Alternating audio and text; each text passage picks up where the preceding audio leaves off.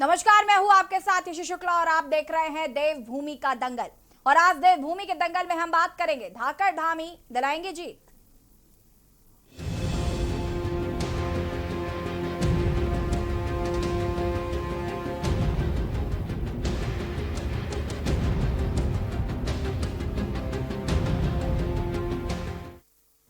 उत्तराखंड को 5 साल में तीन मुख्यमंत्री क्यों दिए? 2022 के विधानसभा चुनाव में भाजपा को यह प्रश्न सबसे ज्यादा परेशान करने वाला है।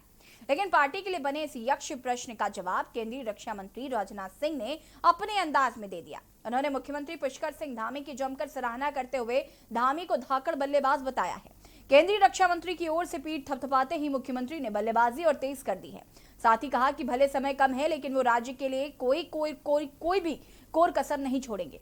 सवाल यह है कि क्या 3 महीने के कार्यकाल के सहारे क्या जनता पिछले 4 साल त्रिवेंद्र और 4 महीने तीरथ के कामकाज को भूल जाएगी? आज इसी पर करेंगे चर्चा, लेकिन उससे पहले ये रिपोर्ट देखिए।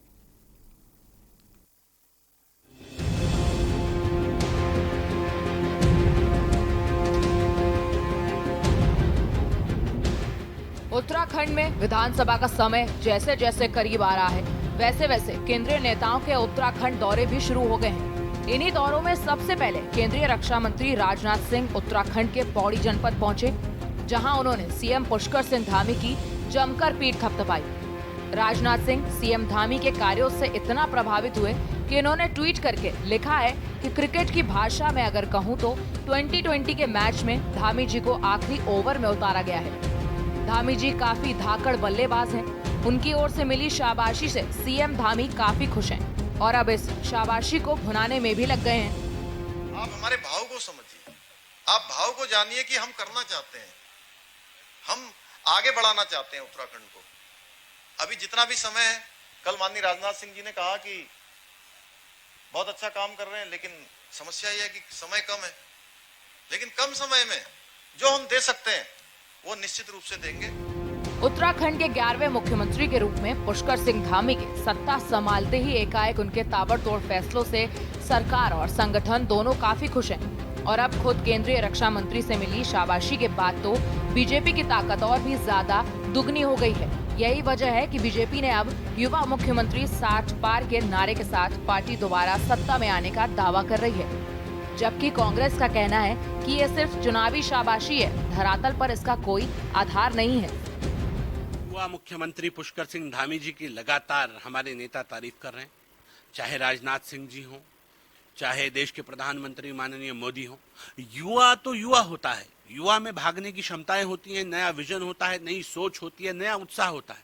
उस नए उत्साह के साथ युवा मुख्यमंत्री दौड़ रहे हैं और हम ये कह सकते हैं, इसीलिए मेरे संगठन ने लक्ष्य रखा है इस बार युवा मुख्यमंत्री के नेतृत्व में 60 पार। और हम ये कह सकते हैं कि मेरा कार्यकर्ता जब किसी कसम को उठाता है तो फिर उस कसम के लिए जान तोड़ मेहनत करता है और उस लक्ष्य को प्राप्त करता है। इसलिए अगर कोई छद्मवेश होगा इनके पास, जनता तो इनको 6 पर लाने को तैयार है, 60 तो बहुत दूर की बात है।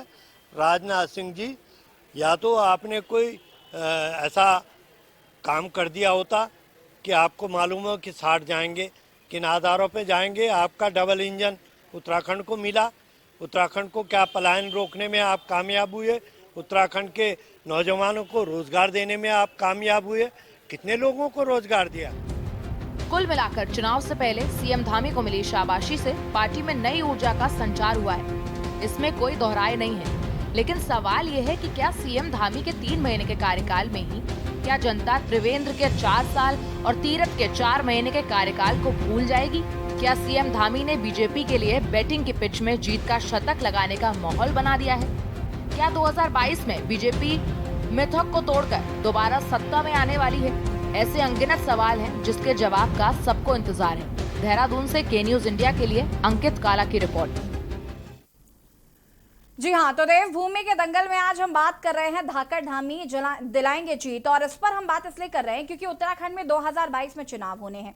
उत्तराखंड को 5 साल में 3 मुख्यमंत्री मिल चुके हैं, जिसमें पुष्कर सिंह धामी सबसे युवा मुख्यमंत्रियों में से एक हैं। हालांकि पुष्कर सिंह धामी का काम लोगों को पसंद भी आ रहा है, लेकिन सबसे बड़ा सवाल यही है कि 4 साल त्रिवेंद्र सिंह रावत के और 4 महीने तीरथ सिंह रावत के, क्या जनता इनको भूल जाएगी? त्रिवेंद्र सिंह रावत की सरकार में जो बहुत सारे बदलाव किए गए थे, देवस्थानम बोर्ड का गठन किया गया था, भू कानून आयोग बनाया गया था, वो तमाम चीजें क्या जनता इनको भूल जाएगी? तमाम समस्याएं जो देखने को मिल रही हैं, पलायन जिस तरीके से हो रहा है, पलायन आयोग का गठन किया गया था, उस पर भी अभी तक कुछ खास निष्कर्ष नहीं निकल पाया है। तो तमाम चीजें हैं और आज हम इसी पर चर्चा कर रहे हैं। हमारे साथ हमारे कुछ मेहमान जुड़े हुए हैं, उनसे आपका परिचय करा देते हैं।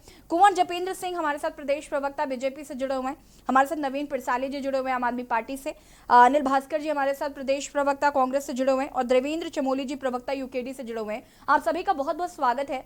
और सबसे पहले जपेंद्र जी, मैं आपके पास ही आऊंगी और आपसे जानना चाहूंगी, आज तो आप वैसे काफी खुश होंगे पुष्कर सिंह धामी जी के लिए। आज जिस तरीके से राजनाथ सिंह ने कल ट्वीट भी किया और उसके बाद उनकी जमकर तारीफ भी की है और आज हम इसी पर चर्चा भी कर रहे हैं। देखिए, जब कोई व्यक्ति या मुखिया प्रदेश का कार्य करता है तभी उसकी तारीफ होती है। इस चीज को आप, हम और जनता कोई भी नहीं मानते जी। और जिस तरह से माननीय राहुल जी ने जिस ऊर्जा के और जिस दूरदर्शिता के साथ कार्य शुरू करा है और निसंदेह क्योंकि उनके मन में एक भावना रही है, वो एक सैनिक पुत्र हैं और उनके मन में भावना अपने प्रदेश के लिए कुछ कर गुजरने की। और जब प्रदेश के युवा के ऊपर में भरोसा करा है, उस भरोसे में प्रदेश की जनता ने साथ दिया है, तो निश्चित तौर पर धामी जी का कार्य आज सबको पसंद आ रहा है, प्रदेश की जनता को पसंद आ रहा है, प्रदेश के बच्चे को पसंद आ रहा है और निश्चित तौर पर उनकी देखते हुए केंद्र समय समय पर प्रोत्साहित करने का भी काम करता है, जो एक शुभ संकेत है। और निश्चित तौर पर किसान को किसी तरह के नेतृत्व की आवश्यकता पिछले लंबे समय से थी, तो निश्चित तौर पर हम सब उम्मीद करेंगे कि धामी जी के नेतृत्व में 2022 में दोबारा सरकार बनेगी और अगले 5 वर्ष उत्तराखंड के अंदर भारतीय जनता पार्टी सरकार के स्वामित्व कक्षों में लिखे जाने हैं। ये आप निश्चित मानिए, बस जनता का प्यार और इसी तरह की कार्य प्रणाली और जो कार्य करने की क्षमता है उसमें किसी तरह से बढ़ोतरी होती है। चलिए जपेंद्र जी, आपकी बात मैं मान लेती हूँ, लेकिन ना 4 साल 4 महीने का वक्त क्यों लगाया? अगर आप इस बात को मान रहे हैं कि मुख्यमंत्री पुष्कर सिंह धामी जैसे ही नेता की जरूरत थी हमें, तो आपने इतना वक्त क्यों लगा दिया? पहले ये परिवर्तन कर लेते तो शायद जनता को भी मौका मिल जाता समझने का। देखिए, देश में लोकतंत्र है, हम एक लोकतांत्रिक व्यवस्था में रहते हैं और जब हम इस लोकतांत्रिक व्यवस्था के अंदर जब लोगों को मौका मिलता है तो मौके के बाद उसे कौन कैसे संभालता है और किस भावना से काम करता है, ये कार्य प्रणाली सामने आने के बाद ही पता चलता है, पहले किसी का नहीं पता होता। जिस तरह से हम परिवार के सदस्यों के बारे में सोचते हैं, इसी तरह उत्तराखंड में हमारा एक परिवार है और इस परिवार के अंदर जो राजनीतिक क्षमता वाले लोग हैं, तो निश्चित तौर पर जब उन्हें मौका मिलेगा तो उनकी क्षमताएं निकल कर बाहर आएंगी। और जिस तरह से माननीय मुख्यमंत्री पुष्कर सिंह धामी जी की क्षमताएं निकल कर बाहर आई हैं और प्रदेश हित में आई है, उनकी ऊर्जा देखने लायक है और उनकी कार्य प्रणाली बहुत अच्छी है, जो प्रदेश को भी अच्छी लग रही है और वो प्रदेश के विकास में सहायक बन रही है। प्रदेश की जनता को प्रेम भी उनमें मिल रहा है, तो निश्चित तौर पर आने वाला समय बहुत अच्छा। चलिए, हमारे साथ नवीन पिरसाली जी भी जुड़े हुए हैं आम आदमी पार्टी से। नवीन जी, मैं आपसे जानना चाहूंगी, कितना सहमत है आप कुंवर जपेंद्र जी की बात से और कितना सहमत है आप राजनाथ सिंह ने जिस तरीके से उनको धाकड़ बल्लेबाज बताया है और उसके बाद कहा जा रहा है कि उनकी बल्लेबाजी भी उन्होंने अपने काफी तेज कर दी है? देखिए, क्योंकि आज भारतीय जनता पार्टी के पास 5 सालों की उपलब्धि गिराने के लिए कुछ भी नहीं है और धामी जी की हालत वो बल्लेबाज की तरह है, जब लगातार 2 बॉलों पर 2 विकेट आउट हो जाते हैं और हिट विकेट चांसेस होते हैं कि तीसरा विकेट भी जा सकता है। तो धामी जी पैविलियन से पिच की ओर बढ़ रहे हैं, हवा में बल्ला अपना लहराते हुए। अभी तक वो पिच पर नहीं पहुंचे और भारतीय जनता पार्टी के शीर्ष नेता में से एक राजनाथ सिंह जी कह रहे हैं कि धाकड़ बल्लेबाज है, तो धामी जी कोई बल्लेबाज नहीं, अभी पिच की तरफ बढ़ रहे हैं और हवा में अपना बल्ला लहरा रहे हैं। जी जपेंद्र जी, आती हूँ आपके पास। धामी जी, उत्तराखंड की जनता इसमें कोई इंटरेस्ट नहीं रखती कि धामी जी क्रिकेट खेलना जानते हैं या नहीं जानते। उत्तराखंड की जनता जानना चाहती है कि भारतीय जनता पार्टी ने 5 साल में उत्तराखंड की जनता के लिए क्या किया। आज यहाँ पर बेरोजगार युवाओं की फौज चुनौती बनी हुई है। आज यहाँ पर कर्मचारियों की फौज जो सड़क पर आंदोलन कर रही है वो चुनौती बनी हुई है। आज यहाँ देवस्थानम बोर्ड चुनौती बना हुआ है।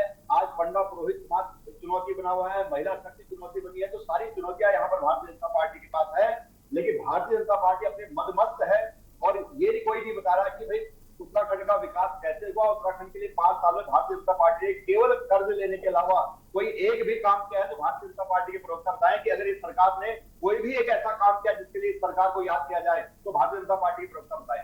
जी जपेन जी, आपके पास आऊंगी, चर्चा को आगे बढ़ाया जाएगा, लेकिन उससे पहले यहाँ पर ब्रेक का वक्त हो गया है।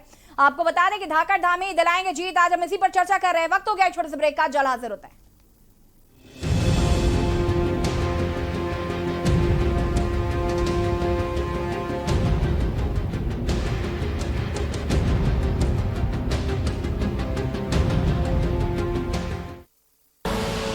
आप देख रहे हैं के न्यूज, खबरों का सारथी।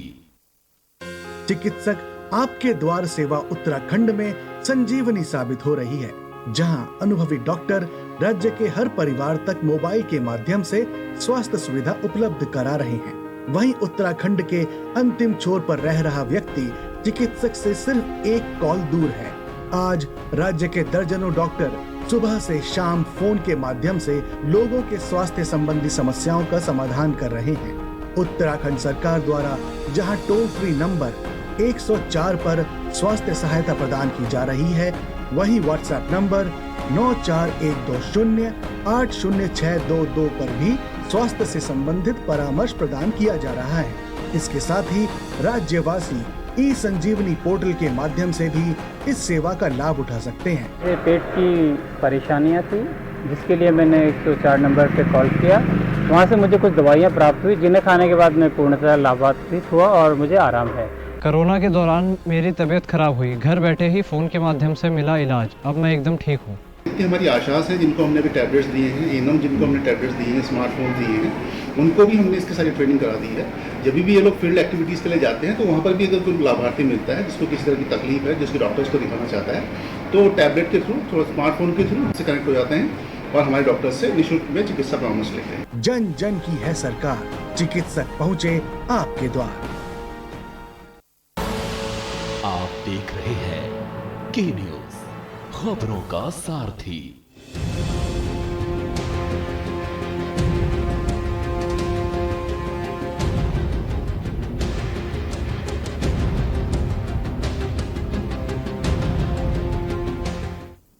ब्रेक के बाद एक बार फिर से आप सभी का स्वागत है और आज हम बात कर रहे हैं देवभूमि के दंगल में धाकड़ धामी दिलाएंगे जीत। उत्तराखंड को 5 साल में 3-3 मुख्यमंत्री क्यों दिए गए? 2022 के विधानसभा चुनाव में भाजपा को यह प्रश्न सबसे ज्यादा परेशान करने वाला है, लेकिन पार्टी के लिए बने इस यक्ष प्रश्न का जवाब केंद्रीय रक्षा मंत्री राजनाथ सिंह ने अपने अंदाज में दे दिया। उन्होंने मुख्यमंत्री पुष्कर सिंह धामी की जमकर सराहना करते हुए धामी को धाकड़ बल्लेबाज बताया है, लेकिन विपक्ष इसका विरोध कर रहा है। चर्चा हम इसी पर कर रहे हैं, हमारे साथ मेहमान भी जुड़े हुए हैं लगातार। जपेन जी, आप कुछ कहना चाह रहे थे?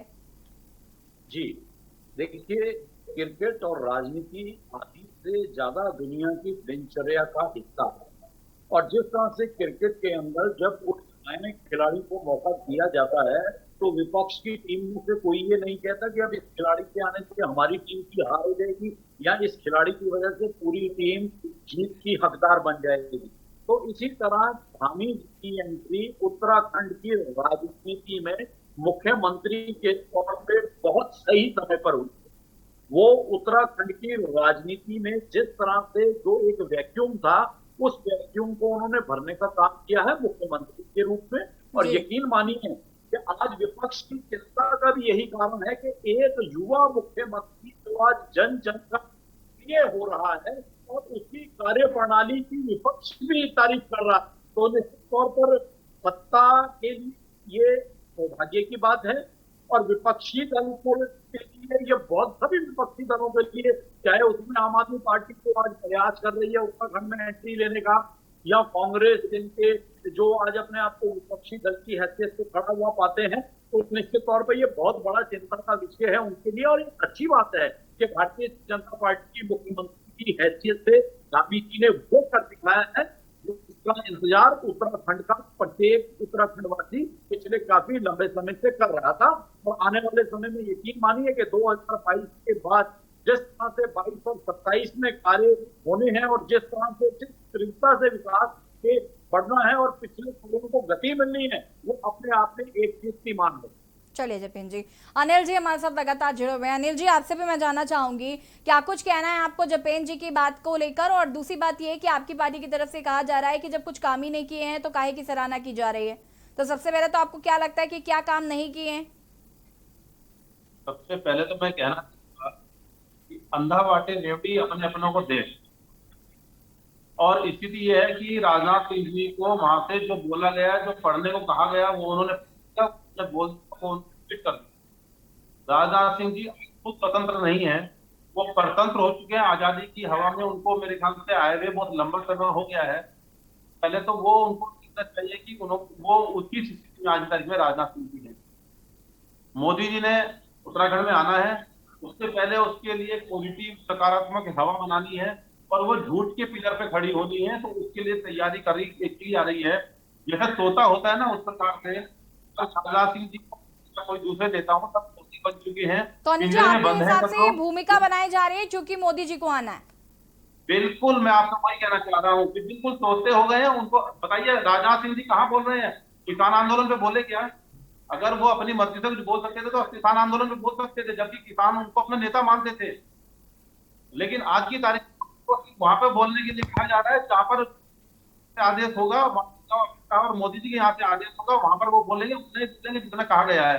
पहली बात तो वो खुद बताएं, यहाँ पर उत्तराखंड में आके यहाँ की जनता को गुमराह कर रहे हैं वो लोग कि उस धामी जी ने आकर के कौन से ऐसे काम किए हैं जिसकी उन्होंने तारीफ करने की जरूरत पड़ गई है, कौन से ऐसे काम किए जिसकी वजह से यहाँ की समस्याएं खत्म हो गई हो। मैं हरिद्वार के कुंभ मेले की सड़क की रोड बताना चाहता हूँ, जो हाईवे है, राजमार्ग है, राजमार्ग का एक पुल पिछले 1 साल पहले रुका था, आज तक वो पुल का काम शुरू नहीं हुआ दोबारा से। दूधाधारी चौक जो मुख्य राजमार्ग है, जो दिल्ली माना रोड है, जहाँ पर काम वहाँ पे काम रुक गया है। रायवाला में अंडरपास का काम रुका हुआ है, तो रुका हुआ है। धामी जी ने कौन से ऐसे काम किया अगर जिसकी वो बैठ करके तारीफ कर रहे हैं? ये तो ठीक है, अगर मेरा बच्चा नालायक जो मैं उसकी तारीफ करूं तो वो तो मेरा अधिकार बनता है कि मैं बोलूं, लेकिन दूसरा तो तभी मानेगा ना जब बसरते उसे लगेगा कि जिसका बच्चा लायक है या नहीं है। तो आज की तारीख में पूरा अनिल जी, लेकिन आप तारीफ क्यों करेंगे? आप तो विपक्ष में है ना, आप तो क्यों तारीफ करेंगे? आपको क्यों मुख्यमंत्री पुष्कर सिंह धामी बहुत अच्छे लगने लगेंगे? नहीं, हमें क्यों अच्छे लगे हैं?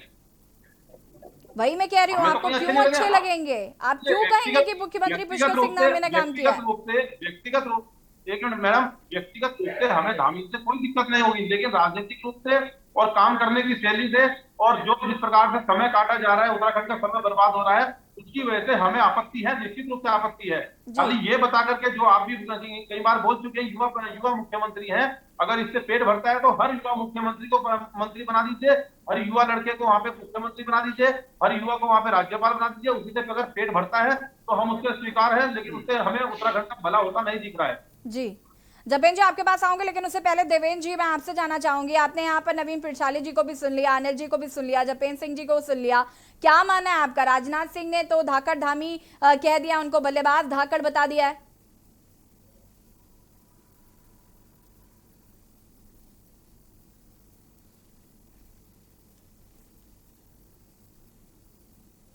देवेंद्र जी, आपकी आवाज नहीं आ पा रही है हम तक। वो तो बैटिंग ही नहीं कर बल्लेबाज के।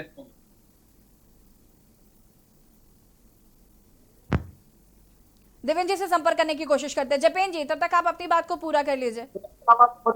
कांग्रेस और अन्य विपक्षी दलों की स्थिति ऐसी हो गई है, देवेंद्र जी आते हैं आपके पास। जैसे एक कहावत है ना, कि यानी बिल्ली खंबा नोचे जी। तो जब जनता ने आपको नकार किया है, आज प्रदेश के अंदर प्रदेश के युवा मुख्यमंत्री को प्रदेश की जनता पसंद कर रही है, बच्चा बच्चा उनकी चर्चा कर रहा है, उनके काम की चर्चा हो रही है, राज्य से लेकर केंद्र तक उनके काम की चर्चा हो रही है। प्रदेश की जनता के बीच में एक भरोसा पैदा हो रहा है और उस भरोसे को कायम रखने के लिए माननीय मुख्यमंत्री जी बार बार कहते हैं कि हमारा फर्ज है, हमारी इच्छा है और हम पूरी तरह से अपने प्रदेश को आगे लेके जाएं, ये हम सबका मकसद होना चाहिए। तो निश्चित तौर पर ये बहुत बड़ी चिंता का विषय है अन्य विपक्षी दलों के लिए, क्योंकि उनके लिए मात्र सपना हत्यारा मकसद है और भारतीय जनता पार्टी की प्रदेश सरकार के लिए विकास के पायदान पर प्रदेश को कहीं आगे ले जाना ये प्राथमिकता है और वो होती हुई नजर भी है। जी देवेंद्र जी, क्या कुछ कहना है आपको? मेरा कहना हास्यास्पद बड़ा हास्यास्पद राजनाथ सिंह क्या है जी, स्पष्ट कर देना चाहता हूँ। और जो उतारा गया बल्लेबाज होता है जी, ये खेल नहीं दिखा सकता। वो कभी स्त्रियां खेल दिखा सकता है, उसको भले वो दिखा सकती है, लेकिन उसका खेल नहीं हो सकता। और बड़ी विडम्बना है राज्य बनने के सालों में यहाँ की जनता को कोई है और प्रतिबद्धता को ऐसा चला गया। 4 साल है बल्लेबाज से और ये मिडिल क्लास के जो 4 करने के लिए उतारे जाए अब तो जनता तय हमेशा होता रहा करके यहाँ पाई जाती है और यहाँ की का कोई गुमराह किया जाता है। और यही जो है भाजपा दोनों का यही प्रदेश में यहाँ की जनता को बड़े बड़े लोग यहाँ की जनता के सामने ले जाते हैं। चाहता हूँ क्या कर लेंगे धामी जी देवेंद्र जी, बिल्कुल। तो कहीं ना कहीं आपके हिसाब से जो उत्तराखंड की जनता को ठगा जा रहा है और ये राजनाथ सिंह ने जो बयान दिया है उससे आप बिल्कुल सहमत नहीं है। चर्चा को हम आगे बढ़ाएंगे, हम बात करें धाकड़ दामी दिलाएंगे जी चर्चा इसी पर। फिलहाल वक्त हो गया एक छोटे से ब्रेक का, जल्द हाजिर होता है।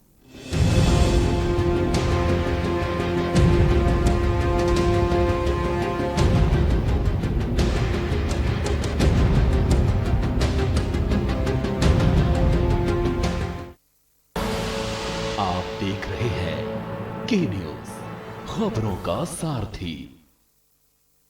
प्रधानमंत्री आवास योजना के तहत हर व्यक्ति का अपना घर का सपना साकार होता नजर आने लगा है। जरूरतमंदों को उन्हें अपना आवास मिलने लगा है। इस योजना में सरकार जरूरतमंदों को 1,30,000 रुपए अनुदान दे रही है। इसके अतिरिक्त स्वच्छ शौचालय निर्माण के लिए 12,000 की अतिरिक्त सहायता राशि का भी प्रावधान है।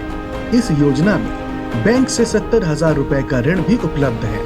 प्रधानमंत्री आवास योजना में लाभार्थियों के लिए 25 वर्ग मीटर जमीन पर आवास का निर्माण किया जाता है। लाभार्थी को बैंक से सीधे उनके खाते में 3 किस्तों में पैसा प्राप्त हो रहा है। उत्तराखंड राज्य में इस योजना के अंतर्गत आवास स्वीकृति कार्यक्रम में मुख्यमंत्री पुष्कर सिंह धामी ने लाभार्थियों को आवास स्वीकृत प्रमाण पत्र दिए। हमारे पास कोई मकान नहीं था, हमें प्रधानमंत्री आवास योजना से पक्का मकान मिला। Thank you Modi ji. प्रधानमंत्री आवास योजना की जानकारी मिली, हमने कोशिश किया, आज हमारे पास अपना पक्का मकान है। धन्यवाद धामी जी का। पहले नंदाई चौकी रहते थे, कच्चे मकान है, झुग्गी बस्ती। अब ये मोदी सरकार ने पक्के मकान दिए।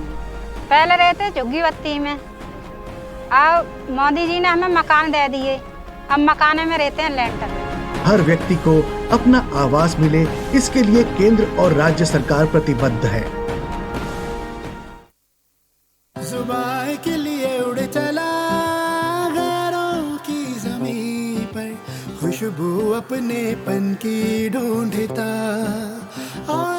दूर कितना भी जा, इस जुबान से दूर ना जा पाओगे। विमल, बोलो जुबान केसरी। कि जब तक दोनों पहिए न चले वो गाड़ी रफ्तार नहीं पकड़ सकती है, और करीब करीब यही फार्मूला लागू होता है देश पर भी।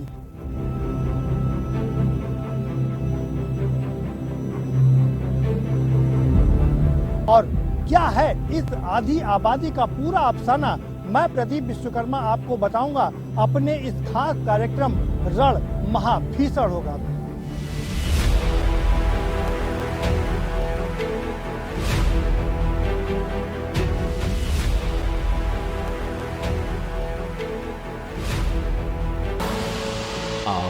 रहे हैं के न्यूज, खबरों का सारथी।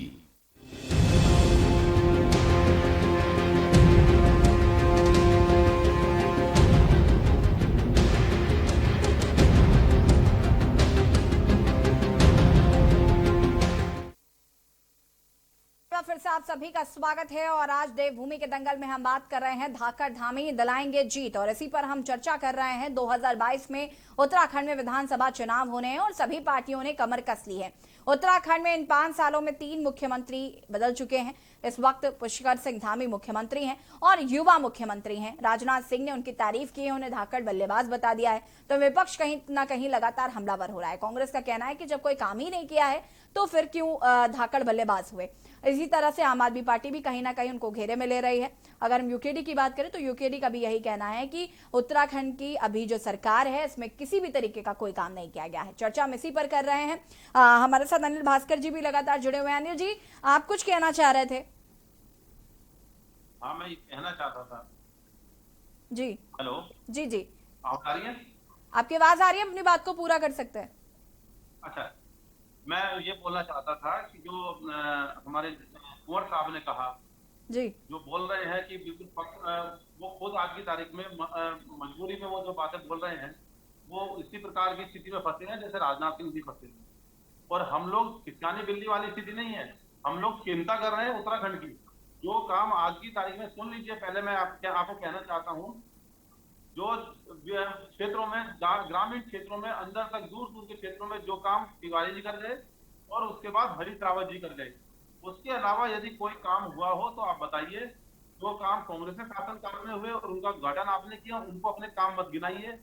ये काम करके अगर आप सोचते हैं कि आपने कोई बहुत बड़ा विजन किया हो, बल्कि उन काम को आपने डिरेल किया है, पटरी से उतारा है। काम करने का काम आम आदमी पार्टी कह रही है तो कांग्रेस ने भी कुछ नहीं किया और भाजपा ने भी कुछ नहीं किया है। आम आदमी पार्टी तो बीजेपी की बी टीम है, वो तो नेचुरली वही काम करके काम करना चाहती है, किसी प्रकार से अपने आप को बीच में डालना चाहती है कि किस तरह से हमारा भी नंबर आपके पास कहने के लिए कुछ है नहीं। आम आदमी पार्टी की स्थिति आपको मालूम पड़ जाएगी, कितना भी वो गुमराह कर ले लोगों को। आम आदमी पार्टी, मैं ये पंतनगर या हरिद्वार के जो सिडकुल है वो आम आदमी पार्टी ने नहीं बनाए हैं। वो रोजगार जो है आम आदमी पार्टी ने दिया है। जो पलायन जो दिल्ली तक होता था, आज वो पलायन उत्तराखंड के अंदर ही आपस में एक दूसरे शहरों में ज्यादा हो रहा है। वो आम आदमी पार्टी ने नहीं किया। रोजगार के अवसर दिए यहाँ पर। यहाँ पे इतने सारे तो आज हमारे जो उत्पाद है, क्षेत्र के उत्पाद है, उनको पैसे दिए तो हरीश रावत जी ने दी है, वो आम आदमी पार्टी ने नहीं दी है। आप इस प्रकार की अगर गलत बयानबाजी करेंगे तो उससे कोई फायदा उत्तराखंड का नहीं होने वाला है और आम आदमी पार्टी का भी नहीं होने वाला है। जनता का नुकसान जरूर होगा गुमराह होकर के। नवीन जी, क्या कुछ कह रहा है आपको? भारतीय जनता पार्टी का मैं ये कह रहा हूँ कि भारतीय जनता पार्टी और उसके पॉलिटिकल पार्टनर कांग्रेस पार्टी दोनों ही उत्तराखंड की बर्बादी के लिए जिम्मेदार हैं। अभी आपने देखा होगा जो मंत्री हरक सिंह रावत जी ने बयान दिया था मसूरी में, नालायकों को उत्तराखंड सौंप दिया है। उन्होंने उस बात पर मुहर लगा दी है कि एक शेर है, वो किसने लिखा मुझे वो याद नहीं आ रहा है, लेकिन बहुत अच्छे शब्दों में कहा है कि बर्बाद गुलस्ता करने को तो बस एक ही उल्लू काफी था, यहाँ तो हर शाख को उल्लू बैठा है, अंजाम गुलस्ता क्या होगा। भारतीय जनता पार्टी, कांग्रेस के लोग इस उत्तराखंड की बर्बादी के लिए जिम्मेदार है। नालायकों की फौज बैठी है यहाँ पर और उत्तराखंड की जनता सब देख रही है और इस बार मन बना चुकी नालायकों को सत्ता से बाहर करने के लिए बाहर का रास्ता दिखाई कि उत्तराखंड की जनता केवल 2022 का इंतजार कर रही है।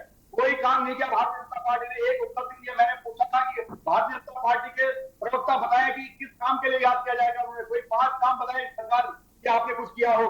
आज आपके पास बताने के लिए कुछ नहीं है। कभी कोई बल्लेबाज हो रहा, कोई कबड्डी, कोई हॉकी लेके आओगे और कल को उत्तराखंड की बर्बादी करोगे। चमोली में पुल क्यों टूटा? नवीन जी, ये प्रश्न आपने बहुत अच्छा किया कि जरा 5 काम वो बता दीजिए जो अभी बहुत अच्छे हो गए हो। जपेन जी, जवाब दीजिए। देखिए, भाजपा को याद किया जाए, भारतीय जनता पार्टी के खिलाफ आम आदमी पार्टी और कांग्रेस के प्रवक्ता यहाँ एक झूठ का पुलिंदा लेकर बैठ गए, तो हमें नहीं लगता कि अगर आम आदमी पार्टी और कांग्रेस आपस में मिल भी जाए और संयुक्त रूप से इसलिए मैदान में भारतीय जनता पार्टी है कि आम पार्टी की प्रदेश में एक सीट आने क्योंकि जनता आपको याद किया जाएगा, आना तो दोबारा है नहीं। एक काम बताइए जपेंद्र भाई, एक काम बता दीजिए आप जिसको याद किया जाएगा।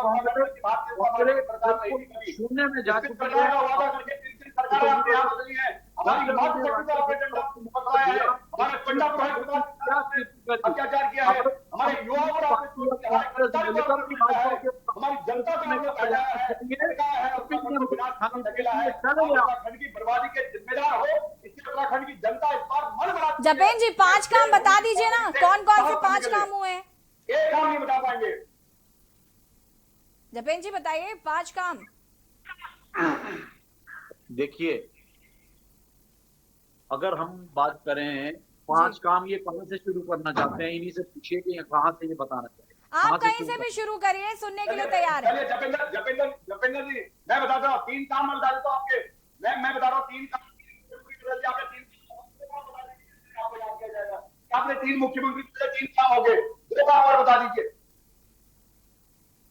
बताइए 2 काम।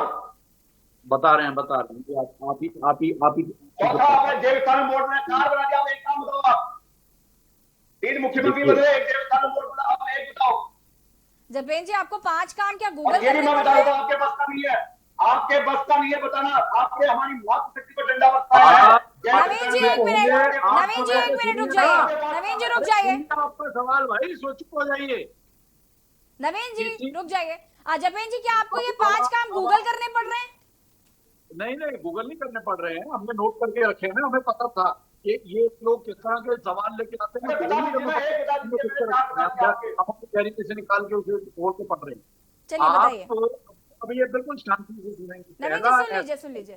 पहला, अभी ये बीच में नहीं बोलेंगे, क्योंकि जब कामों की बात आती है अल्लाह मजा के भ्रमित करने का काम करने लग जाते हैं। नहीं नवीन जी सुन रहे हैं आपको। जपेन जी, पहला ऐसा प्रदेश है जहाँ जितने भी हमारे संघ लोक सेवा आयोग के परीक्षा देने वाले हमारे छात्र होते हैं, उनके लिए प्रोत्साहन राशि, ताकि उनके कैरियर को और उनके कैलिबर को गति देने के लिए उसमें सहायता के अनुरूप 50,000 रुपये की सहायता राशि, प्रोत्साहन राशि की घोषणा राज्य सरकार के द्वारा की गई। और 4 धमनी की घोषणा की बात नहीं कर रहा हूं, काम आपको याद किया जाए। जो काम आपने किए हो वो बता दीजिए, जो बीजेपी ने किए वो बताइए, जो बीजेपी सरकार ने किए हो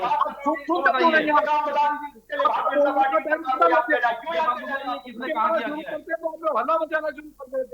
नवीन जी सुन लीजिए, अच्छा एक बार इत्मीनान से सुन लीजिए, जपेन जी को बता लेने दीजिए।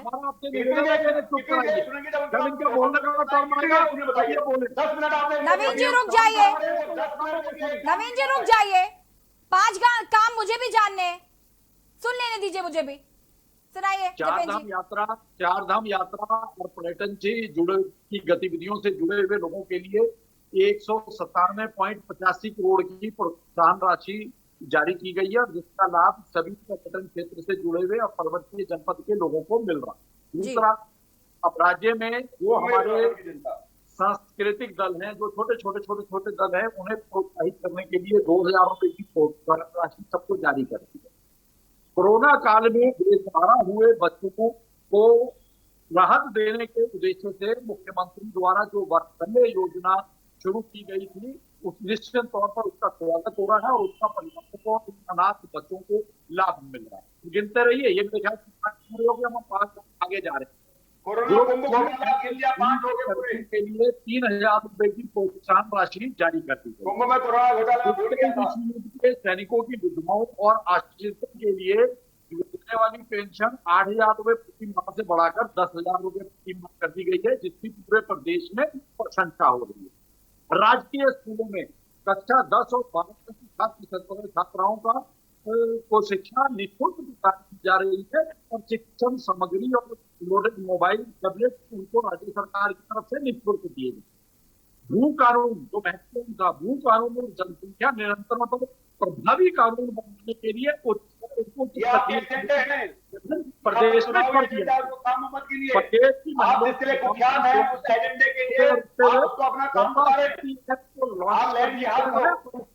उसकी पूरी तरह से प्रदेश के अंदर उसकी जो स्थिति है वो जारी की गई है। उसके बाद राज्य के युवाओं के हितों को ध्यान में रखते हुए जो प्रतियोगी परीक्षाओं की तिथि थी वो 31 मार्च 2005 आदि गई है, और उसे आते हैं अनिल जी आपके पास भी।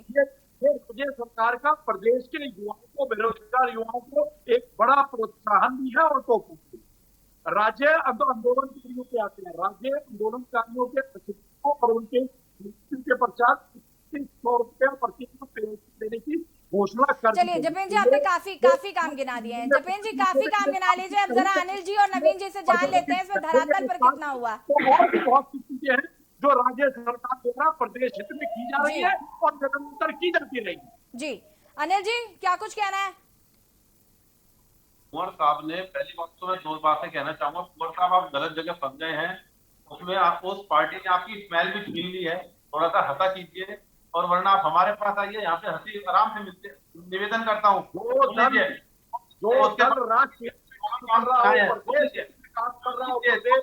हमारी बात सुन लीजिए। आपने जो भी काम गिनाए हैं, पार्टी आज एक बात मतलब है, आप बोलिए फिर मैं चुप बैठा हूँ। आप बोलिए, मैं चुप बैठा हूँ। साहब आप ही बोलिए, फिर हम चुप बैठे हैं। बोलिए साहब, आपको जल्दी है। अनिल जी जवाब दीजिए। मेरा कहने का मतलब ये है साहब, आपने वो काम गिनाया जिसका परीक्षण आप अभी आज की तारीख से नहीं कर सकते हैं। आप वो काम गिना दीजिए जो स्थायी रूप से हुए हों, और अगर आपको कहने के लिए कुछ नहीं है तो जितने काम कांग्रेस ने पिछले 2002 के बाद से करवाए हैं वो आप अपने बता दीजिए। बीजेपी की फुल फॉर्म ही बहुत छोटी पार्टी है। अरे कम से कम कहने के लिए इतने बता दीजिए आप कि आपने ये सारे काम आप ही ने कराए हैं, भले कांग्रेस ने कराए हों। आप ऐसे काम मत बताइए जिसका धरातल पर परीक्षण करने में महीना लग जाए, सालों लग जाए। आप ऐसे काम बताइए जिसका तत्काल असर हुआ हो, जिसका तत्काल कोई फायदा हुआ हो और तत्काल को फायदा होने जा रहा हो। आपने कौन से हॉस्पिटल बनाए हैं? आपने सुन लीजिए। अरे कुंवर साहब, मैं सुन लीजिए, पहले मैं जो कहना चाहता हूँ सुन लीजिए। आज की तारीख में स्थिति यह है कि पूरे देहरादून के अंदर आप चले जाइए, आईसीयू बेड नहीं मिलते आयुष्मान कार्ड पे। आप चले जाइए तो वहां पर ESI से कार्ड नहीं, बेड नहीं मिलते हैं। मना कर रहे नहीं हुआ है। आप ये मालूम कीजिए, जब थर्ड वेव आ गई, भगवान ना करे, तो आप वो आज की तारीख में हॉस्पिटल में क्या स्थिति होगी, पेशेंट की क्या स्थिति होगी। उत्तराखंड से आता है, अगर मान लो कोई बागेश्वर से आ रहा है, चमोली से आ रहा है, और उसको देहरादून के अंदर आयुष्मान कार्ड लेकर के आता है हाथ में कि मुझे आयुष्मान कार्ड में भर्ती कर लेंगे, वहां मना करते हैं पैसा जमा कीजिए। आप इस तरह की बातें कर रहे हैं, हवा में बात कर रहे हैं। आप उत्तराखंड की जनता के साथ मजाक कर रहे हैं, उसके बाद आप इस तरह की बातें करते हैं। आपने ये काम किया है, अरे आप स्थायी काम बताइए। आपने कोरोना की बात की ना, आप सुन लीजिए पहली बात करें या ना करें, इससे कोई जनता बोलिए। अगर हम सवाल कर रहे हैं तो आप दे रही है और जनता को राज्य दे रही है। सुन लीजिए, पहली बात सुन लीजिए। कोरोना आए में 1.5 साल 2 साल हो गए हैं। आपने स्वास्थ्य में ऐसी कौन सी एस्टिमेट किया है कि अगर जनता वहां पहाड़ से आएगी तो उसको यहाँ समस्या नहीं होगी। आप इस तरह की बातें करते हैं। आज हरिद्वार से अगर मान लो कोई लश्कर से जाता है इंटीरियर गांव से, तो उसको वहां पे बताया जाता है कि पहले पैसे जमा कीजिए, तब आपका पेशेंट जमा होगा, यहाँ पे एडमिट होगा। उसके लिए वहाँ बेड नहीं होता, आईसीयू नहीं होता है, क्योंकि वो आयुष्मान कार्ड लेके जा रहा है, ESI से जा रहा है, और वो BHS से रेफर होकर जा रहा है। और आप इस तरह की बातें करते हैं कि आपने ये काम कर दिए। लॉलीपॉप देकर के एक नहीं 10 नहीं 100 काम के हम यहाँ पे लिस्ट बना देंगे, लेकिन धरातल पे कौन से काम है? रावत जी के समय जो 50,000 रुपए का आयुष्मान कार्ड चलता था, कम से कम उसकी बाकायदा उस पे काम होते थे, उसको लोग इग्नोर नहीं करते थे, कोई हॉस्पिटल को इग्नोर नहीं करता था। आप 5 लाख रुपए की एक बता रहे हैं आयुष्मान कार्ड, और कोई हॉस्पिटल वाला उसको एक्सेप्ट करने के लिए तैयार नहीं है। आप जमीनी सच्चाई जाके मालूम कीजिए। हॉस्पिटल के अंदर टीवी में बैठ कर अगर आप झूठ बोलेंगे तो हम तो पहले कह रहे हैं बीजेपी का मतलब बहुत झूठी पार्टी है। आप जाइए पहले हॉस्पिटल में। चलिए अनिल जी, जपेन जी को भी सुन लेते हैं। जपेन जी, क्या कुछ कहना है आपको? देखिए, आपने हमें इन्होंने 5 का चैलेंज किया था, हमने 10 से अच्छा जपेन जी, मुझे एक सवाल का जवाब दीजिए। आप अभी ये जो बैक टू बैक पदों की भर्तियां निकाली जा रही हैं, आप मुझे ये बताइए, ये सिर्फ युवाओं को लुभाने का काम यहाँ पर हो रहा है, या फिर आप मुझे ये बताइए कि उसमें करीबन इसको प्रोसेस में लाने में करीब 8-10 महीने का वक्त बीत जाएगा। ये कितना धरातल पर उतरेगा? और ये जो बैक टू बैक, रुक जाइए जपेन जी, मैं विपक्ष नहीं हूँ, जपेन जी रुक जाइए। प्रोसेस में ले आए हैं, यकीन मानिए ये सिर्फ घोषणा नहीं है। जो इसकी समय सीमा बढ़ाई है 31 मार्च से पहले सभी रिक्तियों को भरने की दिशा में कार्य स्टार्ट हो चुका है। और यकीन मानिए, आप इस बात पे आप यकीन रखिए कि जिस तरह से आज ये 5 केंद्र की 200 से ज्यादा योजनाएं चल रही है, जिसका अधिकतर लाभ उत्तराखंड की जनता को मिल रहा है। चाहे वो किसानों को आपको लाभ देने की, छोटे किसानों को लाभ देने की बात करें, या आप लोगों को राशन देने की बात करें, या आप निर्भर वर्ग और सहायता देने की बात करें, या जो हमारे निश्चित काम करने वाले लोग हैं जिनका मानदेय 15,000 रुपए नीचे है, उन्हें अनेकों लाभ देने की अगर योजना की बात करें तो ऐसी केंद्र और राज्य ऐसी सैकड़ों योजना है जिसका प्रदेश की जनता को लाभ मिलता है। और राज्य सरकार प्रदेश के अंदर युवाओं के लिए, बेरोजगारों के लिए जिस तरह से नीतियां लगाकर उसके क्रियान्वयन की तरफ दिशा में बढ़ चुके हैं, तो यकीन मानिए आने वाले समय में प्रत्येक युवा भारतीय जनता पार्टी के साथ जुड़ा हुआ नजर आए और भारतीय जनता पार्टी देवेंद्र जी, ये तो आने वाला वक्त ही बताएगा। नजर आएगा जी बिल्कुल। आज विपक्ष कितना भी प्रयास करता देवेंद्र जी देखिए, बिल्कुल ये आने वाला वक्त बताएगा। अनिल जी, मैं आपके पास भी आऊंगी और देवेंद्र जी मैं आपसे भी इस पर आपकी प्रतिक्रिया लूंगी। ब्रेक का वक्त हो गया है, चूंकि हम धाकड़ धामी दिलाएंगे जीत पर आज चर्चा कर रहे हैं। वक्त हो गया छोटे से ब्रेक का, जल्द हाजिर होते हैं।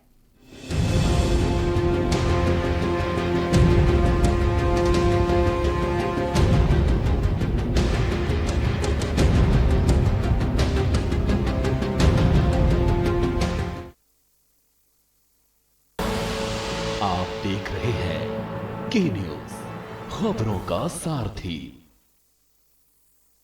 चिकित्सक आपके द्वार सेवा उत्तराखंड में संजीवनी साबित हो रही है, जहां अनुभवी डॉक्टर राज्य के हर परिवार तक मोबाइल के माध्यम से स्वास्थ्य सुविधा उपलब्ध करा रहे हैं। वहीं उत्तराखंड के अंतिम छोर पर रह रहा व्यक्ति चिकित्सक से सिर्फ एक कॉल दूर है। आज राज्य के दर्जनों डॉक्टर सुबह से शाम फोन के माध्यम से लोगों के स्वास्थ्य संबंधी समस्याओं का समाधान कर रहे हैं। उत्तराखंड सरकार द्वारा जहां टोल फ्री नंबर 104 पर स्वास्थ्य सहायता प्रदान की जा रही है, वहीं व्हाट्सएप नंबर 9412080622 पर भी स्वास्थ्य से संबंधित परामर्श प्रदान किया जा रहा है। इसके साथ ही राज्यवासी ई संजीवनी पोर्टल के माध्यम से भी इस सेवा का लाभ उठा सकते हैं। ये पेट की परेशानियां थी, जिसके लिए मैंने 104 नंबर पे कॉल किया। वहाँ से मुझे कुछ दवाइयाँ प्राप्त हुई, जिन्हें खाने के बाद मैं पूर्णतः लाभान्वित हुआ और मुझे आराम है। कोरोना के दौरान मेरी तबीयत खराब हुई, घर बैठे ही फ़ोन के माध्यम से मिला इलाज। अब मैं एकदम ठीक हूँ। इतनी हमारी आशास है जिनको हमने अभी टैबलेट्स दिए हैं, इनम जिनको हमने टैबलेट्स दिए हैं, स्मार्टफोन दिए हैं, उनको भी हमने इसकी सारी ट्रेनिंग करा दी है। जब भी ये लोग फील्ड एक्टिविटीज़ के लिए जाते हैं तो वहाँ पर भी अगर कोई लाभार्थी मिलता है जिसको किसी तरह की तकलीफ है, जिसके डॉक्टर्स को दिखाना चाहता है, तो टैबलेट के थ्रू, थोड़ा स्मार्टफोन के थ्रू से कनेक्ट हो जाते हैं और हमारे डॉक्टर से निःशुल्क में चिकित्सा परामर्श लेते हैं। जन जन की है सरकार, चिकित्सक पहुँचे आपके द्वार। आप देख रहे हैं के न्यूज, खबरों का सारथी।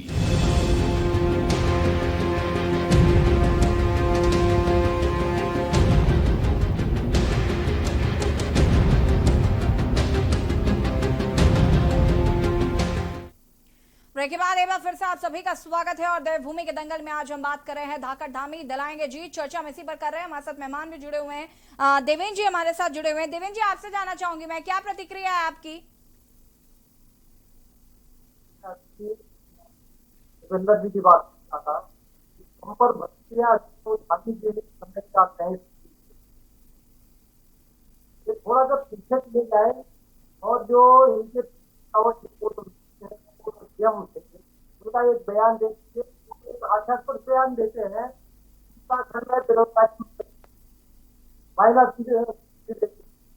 अगर ऐसी बातें यहाँ पे कोई बेरोजगार था ही नहीं तो ये बम्पर निकाली तो, इसलिए मैं थोड़ा सा दुरुस्त करना चाहता हूँ। ये इन्होंने शुरुआत में लोकायुक्त तो लाए तो ये मुकर गए हैं। आज जो है कार्यालय की रिपोर्ट है, 10वें नंबर पे जो है उत्तराखंड में छोटा सा राज्य, ये क्या मैसेज देना चाहते हैं, उस बात ये कहना चाहता हूँ।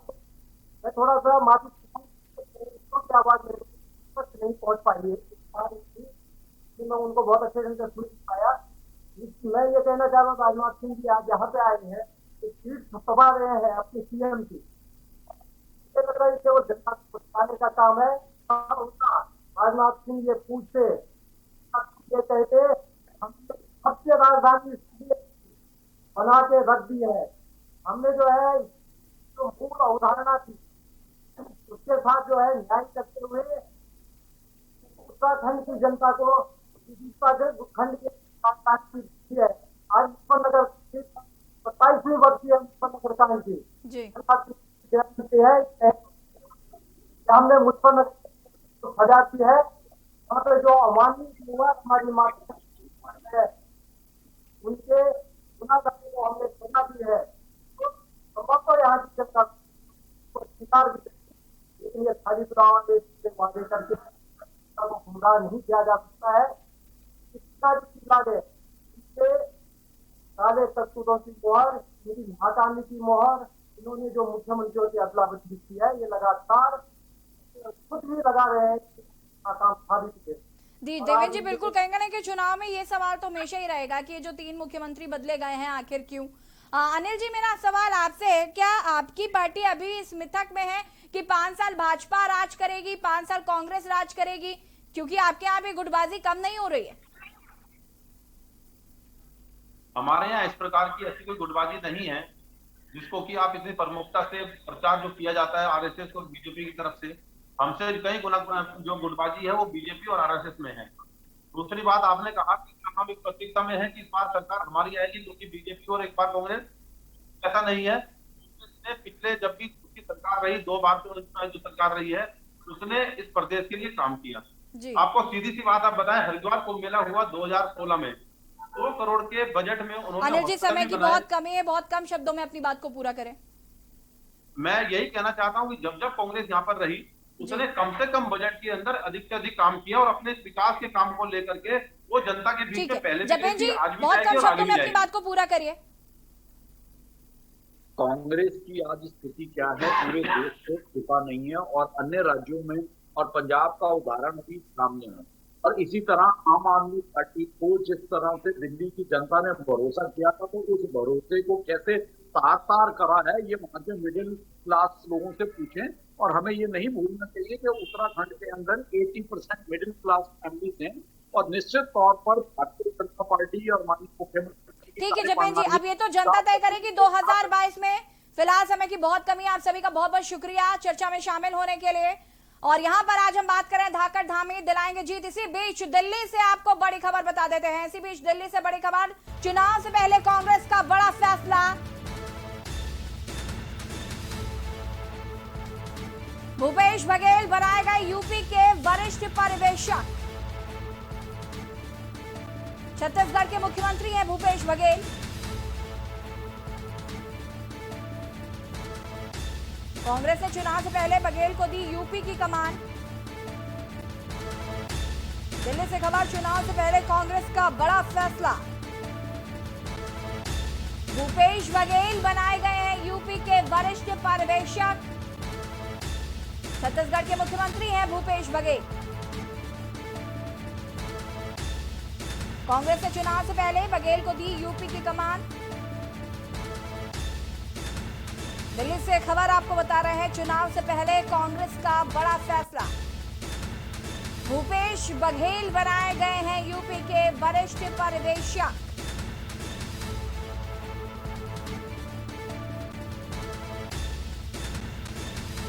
कांग्रेस ने चुनाव से पहले बघेल को दी यूपी की कमान।